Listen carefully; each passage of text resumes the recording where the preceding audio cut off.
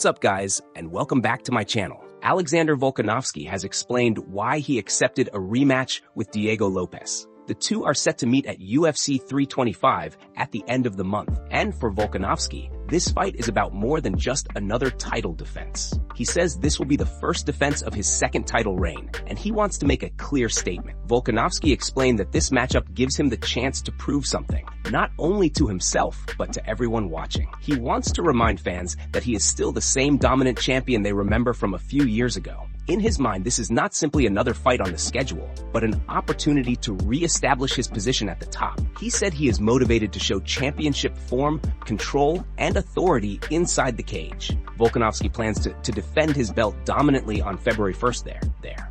And before we continue, make sure to leave a like on the video and subscribe to help support the channel. Moving on to another news, Khamzat has spoken about which fight he found more difficult, comparing his bout with Gilbert Burns to his fight with Kamaru Usman. According to Khamzat, every fight is hard in its own way because of the work that goes into preparation. He explained that fighters train extremely hard, so once you are inside the cage, the fight itself is not some endless struggle. It goes fast, whether it is 15 minutes or 25 minutes, 3 rounds or 5 rounds. Khamzat said the reason the Kamaru Usman fight felt more difficult had nothing to do with fear or pressure inside the cage. Instead, it was because of his situation at the time. He had just moved from Sweden to Dubai and Abu Dhabi before that fight, and he did not have a full team around him, only a few friends. That made training much harder. He added that in all his other fights, he had fun competing. Khamzat said he loves fighting and could do another 100 fights, enjoying it even more every time. Moving on to another news,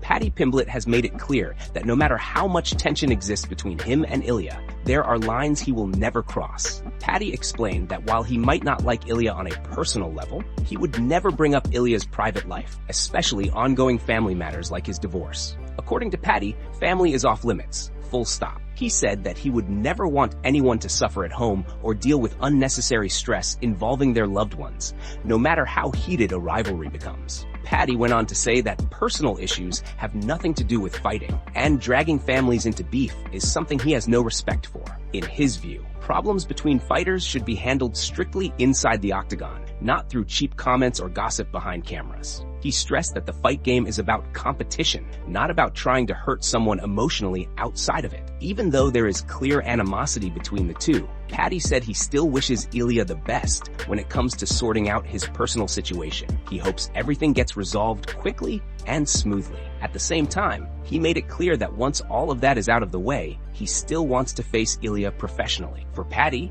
respect for family and keeping things professional matters just as much as winning fights. And that principle is something he refuses to compromise on. That mindset defines his approach to rivalry and competition overall. Moving on to another news, Max Holloway has made it clear that his long-term goal in the lightweight division is to avenge his loss to Ilia. Holloway is set to defend the BMF title against Charles Oliveira at UFC 326, but his vision goes far beyond just one fight. With momentum building and major titles in play, Max is already thinking about unfinished business. Speaking about his future, Holloway said that in a perfect world, everything lines up exactly the way he wants it to. He plans to go out there, get his hand raised, and do it in undeniable fashion. For Max, it is not just about winning, but about making a moment that nobody can question. He wants a performance that leaves no doubt and sets up the biggest possible fight next. Holloway explained that if things fall into place, the goal would be to face Ilia again with everything on the line. That means the BMF title and the undisputed lightweight championship both being at stake. He acknowledged that there has been a lot of talk about their previous fight at featherweight, but he pointed out that the title was not on the line back then. According to Max, that was not his decision, and fans should not be mad at him for how things played out. He made it clear that at the end of the day, it is business, and if the UFC allows it, he is more than ready to get it done. Holloway believes that a rematch under the right circumstances would be massive, not just for him, but for the division as a whole. He sees it as one of the biggest fights the sport can make right now. Max also touched on the BMF belt itself, noting that Ilia already has a copy of it. In his eyes, that says everything. If someone goes out of their way to buy a replica, it means they truly want the real thing. Holloway views that as motivation, not disrespect. For him, The path is clear. Handle business at UFC 326, keep building, and work toward the rematch that would allow him to settle the score properly and on his terms. Moving on to another news. Israel Adesanya versus Joe Pyfer is officially set to headline UFC Seattle on March 28th, and the build-up is already getting interesting. Izzy recently responded to a clip where Pyfer showed genuine respect and admiration for him, praising not only his skill, but also his mindset and resilience as a fighter. In the clip, Joe Pyfer talked about seeing a different side of Izzy during weigh-ins. He said Izzy was quieter than usual, focused and locked in, putting his head down and doing the work. Pyfer explained that those moments earned his respect because they showed the mentality of a true champion. He even recalled telling Izzy good skill and saying he believed he was the real champion who would go out there and get the job done. Pyfer went on to highlight how impressive it was to watch Izzy knock out a man who had previously beaten him, finishing him and overcoming past losses. He said that kind of performance is what defines real fighters, calling it that dog life and saying he relates to it deeply. According to Pyfer, dealing with constant criticism, online trash talk, and people who have never stepped into the cage is something fans rarely understand. He mentioned seeing people, even kids he knows, still talking trash online despite championship-level success. Pyfer explained that those voices don't understand the pressure or the reality of competing at the highest level. He made it clear that he was happy for Izzy, saying the speech he gave was heartfelt and real, and showing nothing but love and respect. Izzy saw the clip and left a comment of his own, acknowledging the respect and saying he remembered Pyfer being cool. He finished by saying, "Now it's time to do what they have to do. Respect is there, but once the cage door closes, it's all business." Moving on to another news. Justin Gaethje has promised an intense approach ahead of his clash with Paddy Pimblett at UFC 324. Gaethje made it clear that he is not paying much attention to outside noise, saying everything will be settled once they step inside the cage. He confidently stated that he plans to turn Paddy into a wrestler, making it clear that grappling will be a major part of his strategy. Gaethje acknowledged that Paddy is a very dangerous opponent, especially because of how much power and commitment he puts into every strike he throws. According to Justin, Paddy swings with full intent, which makes him exciting, but also creates openings. Gaethje believes those openings are where experience becomes the difference. He explained that at the highest level, mistakes cannot be ignored, and Paddy is going to make some. Gaethje plans to rely on his experience and technical skills to capitalize the moment those errors appear. For him, it is about staying composed, recognizing opportunities, and punishing mistakes when they happen. Moving on to another news. Kamaru Usman's brother, Muhammad Usman, has released a public statement addressing his suspension after violating the UFC anti-doping policy. The heavyweight fighter received a suspension lasting 2.5 years, and he chose to speak directly to fans by sharing a post on his Instagram. Along with a photo, Muhammad explained that the situation happened during a difficult period in his life while he was focused on recovery. In the statement, Muhammad admitted that he made a mistake while trying to heal his body, and he took full responsibility for his actions. He did not make excuses and instead owned the decision that led to the punishment. He said the suspension, while challenging, has given him the time and space to regain his health, reconnect with his family, and reflect on what truly matters in life. Muhammad also spoke about gratitude, saying that having breath in his lungs and life itself is something he now appreciates on a deeper level. He described himself as truly blessed and explained that he is taking everything one day at a time. According to him, this period has reinforced his commitment to growth, discipline, and doing things the right way moving forward. He also made sure to thank those who stood by him throughout the process. Muhammad expressed appreciation to the UFC, as well as to Rashad, Ali Bryan, and his coaches for their continued support. He ended the message on a positive note, making it clear that despite the setback, his mindset. Moving on to another news, Dana White has officially announced that the entire UFC library is now available on Paramount Plus, marking a major shift for fans looking to access UFC content in one place. Dana revealed that UFC 324 will be the very first live UFC event to air on Paramount Plus, and it is just 1 week away. He encouraged fans to sign up now, pointing out that subscriptions start as low as $8.99 a month, calling the price insane for the amount of content being offered. Dana explained that the timing is perfect, especially since the last UFC event took place on December 13th, 2025, which means fans have gone more than a month without live fights. For anyone starving for UFC action, this new deal offers non-stop access. With a Paramount Plus subscription, the entire UFC library is now unlocked, allowing fans to go back and watch classic fights, legendary performances, and iconic moments from the past. He also highlighted how well the platform is organized. According to Dana, everything is laid out in a clean and easy-to-follow way. Press conferences are clearly labeled with start times. Morning weigh-in shows are included, and ceremonial weigh-ins are also available. The layout makes it simple for fans to follow an entire fight week schedule from start to finish without missing anything. Dana made it clear that Paramount Plus will have everything related to the UFC. That includes live events, archived fights, and all the surrounding content that fans love. He emphasized that UFC 324 will not only be the next big event, but also the first official UFC card to stream on Paramount Plus,